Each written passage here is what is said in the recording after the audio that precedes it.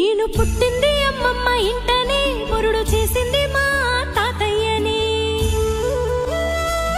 పేరు పెట్టింది మా అమ్మమ్మని, ముందు పిలిచింది మా నానమ్మని. ముద్దులాడరు మా మావయ్యలు, మురిసిపోయారు మా అత్తమ్మలు.